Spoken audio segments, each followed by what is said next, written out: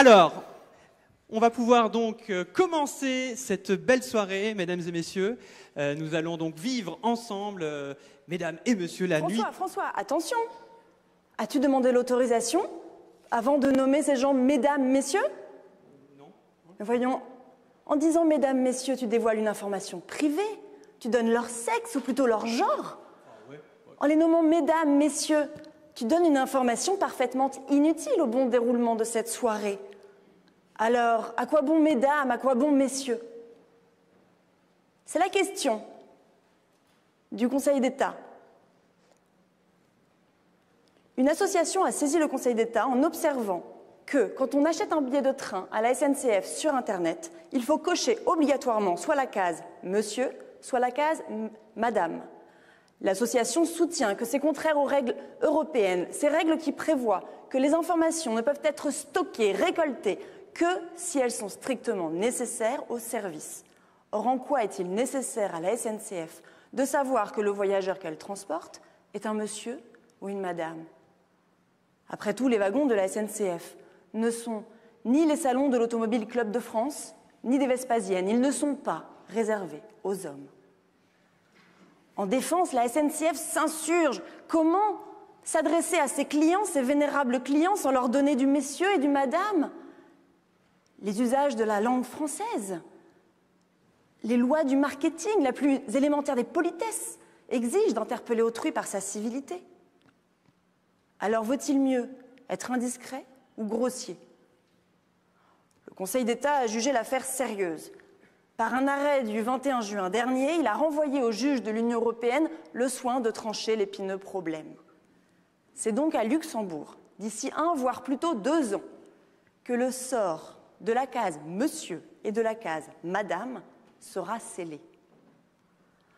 Pour l'heure, j'ai bien lu la décision du 21 juin dernier. J'observe que siégeait parmi les juges « Monsieur » et la civilité est dans le corps de la décision. Monsieur Alexandre Lallet. Monsieur Lallet, vous êtes dans la salle, alors dites-nous, avez-vous consenti à ce qu'on dévoile ainsi votre civilité? Jugez-vous d'ailleurs l'information utile à la bonne compréhension de la décision de justice? Vous aurez l'occasion de nous répondre puisque c'est vous que nous allons entendre, accompagnés de vos invités, sur le thème du numérique et de la consommation. Ce sera la première table ronde. Quelques cahiers, une poignée de crayons et une gomme. C'est ce qui compose encore le cartable des élèves. Et pourtant, l'école se numérise. Les livres, les pages des livres se tournent sur clavier. Plus d'agenda, seulement Pronote. Excel et Word sont enseignés aux côtés de Pythagore et Thalès. Et le latin. Ah, le latin. Cette langue définitivement morte se fait supplanter par le binaire. D'outil à l'apprentissage, le numérique en est devenu l'objet, puis le support. Aujourd'hui, nul besoin qu'une école soit ouverte pour que ses élèves y étudient. Cours numériques, en distanciel, visioconférence, vidéoconférence. Appelez cela comme bon vous semble, c'est la nouvelle forme d'enseignement. Pas celle du futur, non, celle du présent, née de la crise sanitaire et entrée dans les mœurs depuis lors. Alors comment s'adapter à cette nouvelle méthode d'enseignement numérique hors du cadre exceptionnel que fut la crise sanitaire? C'est le grand défi auquel notre droit est appelé à répondre. Pour cela, il lui faut d'abord protéger les droits des élèves et des enseignants. En ce sens, dans sa décision du 30 mars 2023, la Cour de justice de l'Union européenne a soumis un règlement européen intitulé RGPD, la diffusion en direct par vidéoconférence des cours d'enseignement public. Ce même RGPD qui protège les données personnelles. Le corbeau et le renard, une fable de La Fontaine. Demain dès l'aube, un poème de Victor Hugo. Le déserteur, une chanson de Boris Vian, peut-être, mais pas au sens du RGPD, qui les assimile avant tout à des données personnelles aux professeurs qui les enseignent. Concrètement, lorsque cet enseignement se fait par vidéoconférence, l'enseignant doit consentir à sa diffusion en direct par l'école. Il faut ensuite déterminer quelle place le numérique doit occuper dans l'enseignement. C'est ce que devra résoudre le Conseil d'État. lui qui, par des décisions du 26 juillet et 4 août dernier, a rejeté des requêtes dirigées contre un décret du ministre de l'Éducation dont l'objectif était de limiter le nombre d'élèves contraints de suivre un enseignement à distance. Tout s'éclaire. Le numérique paraît nécessaire s'il reste secondaire, soit qu'il pallie l'impossibilité exceptionnelle de suivre un cours traditionnel, soit qu'il l'enrichit par ses nombreux outils. Outils sur lesquels, à n'en point douter, mesdames Missire et Fombeur reviendront au cours de la deuxième table ronde. Chers amis, noctambules du droit, ce soir, je vais vous parler d'amour. D'amour et de vote par correspondance électronique. Car le suffrage numérique, à tout prendre qu'est-ce, si ce n'est un rendez-vous galant avec la République. Un identifiant par email, un code secret par texto, reçu sur le GSM de nos Français expatriés. Même le code électoral parle la langue universelle. Et son juge aussi. Car chacun le sait, le Conseil constitutionnel est un grand romantique. Alors le 20 janvier 2023, il n'hésite pas. Il annule les élections des 2e et 9e circonscriptions des Français établis hors de France. Pour cause, le scrutin est dépourvu de sincérité. La majorité des votants n'a pas reçu le texto contenant le code. Ils n'ont pu se connecter et voter. Alors j'en appelle à notre 3e invité, Jean Massier. Jean, au secours! L'État n'a plus de 5G. Adieu, le temps des bulletins déposés amoureusement dans l'urne pour chasser les trottinettes électriques de nos pavés. Désormais, la République, c'est moi. Le code par texto si tu as du réseau, l'hologramme politique si tu as beaucoup de réseau. Adieu, le temps des bulletins déposés frauduleusement dans l'urne. Plus d'excuses fallacieuses pour marcher sur le Capitole déguisé en bison forestier.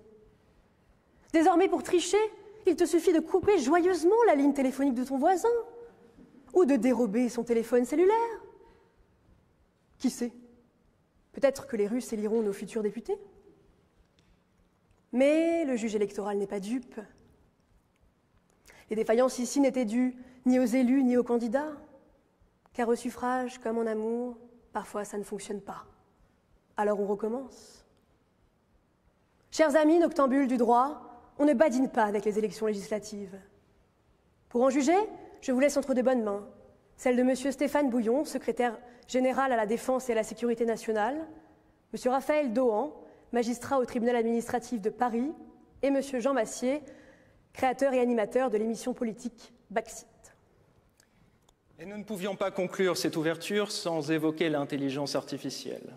Tour à tour, gadget, bénédiction ou danger, elle suscite tous les fantasmes. Voyageons un peu et citons l'exemple de ces 2 avocats américains condamnés récemment pour avoir utilisé des jurisprudences fabriquées de toutes pièces par ChatGPT. En ce qui nous concerne, je tiens à vous rassurer, nous avons écrit cette chronique tout seuls, à l'ancienne. Personne ne pourra donc se défausser sur un robot innocent. Car à en croire certains, cet outil ne serait ni bon ni mauvais. Seul compterait la façon de s'en servir. La question fait pourtant débat. Pour être performante, une intelligence artificielle doit puiser ailleurs la source de ses connaissances. L'Italie a ainsi bloqué ChatGPT, encore lui, au motif qu'il ne respecterait pas le droit des données personnelles. Car le fait qu'une donnée soit publique et librement accessible ne rend pas son utilisation licite. Et s'il vous prenait l'envie d'assister aux Jeux Olympiques de Paris en 2024, sachez que Big Brother vous souhaite la bienvenue. Un algorithme est en effet chargé d'analyser les images de vidéosurveillance afin d'y déceler en temps réel les atteintes à la loi. Cette expérimentation, limitée dans le temps et dans l'espace, est placée sous le contrôle de la Commission nationale de l'informatique et des libertés. Chacune de ces étapes débouche sur une décision administrative, elle-même contrôlée par le juge. Telles sont les conclusions d'un avis du Conseil d'État du 15 décembre dernier. Mais son tout récent décret d'application offre-t-il les mêmes garanties? En cet instant, le temps nous manque pour évoquer avec vous la pseudonymisation des décisions de justice, l'amélioration concrète du service public ou encore la détection automatisée des piscines en matière de lutte contre la fraude fiscale. En chacun de ces domaines, l'intelligence artificielle a un rôle à jouer. Les plus curieux se reporteront à l'étude du Conseil d'État, publiée le 31 août 2022, où ils écouteront le grand débat de ce soir. Loin des craintes souvent exagérées qu'elle suscite, son utilisation ambitieuse pourrait être mise au service de tous. Samuel Colt, l'inventeur du revolver, disait que si Dieu avait créé des hommes grands et d'autres petits, lui les avait rendus égaux. Le jour où ces algorithmes seront suffisamment puissants pour produire des écritures irréprochables, quel critère permettra de distinguer un avocat de la multitude de ses confrères? Ce jour-là, seule la façon de présenter ses arguments sera le critère discriminant. Et l'on se rappellera alors que l'éloquence et la rhétorique ne sont pas des vains mots. Bravo. Bravo à eux. Et on peut donc applaudir bien fort Dorothée, Flora, Jean-Baptiste et Kevin.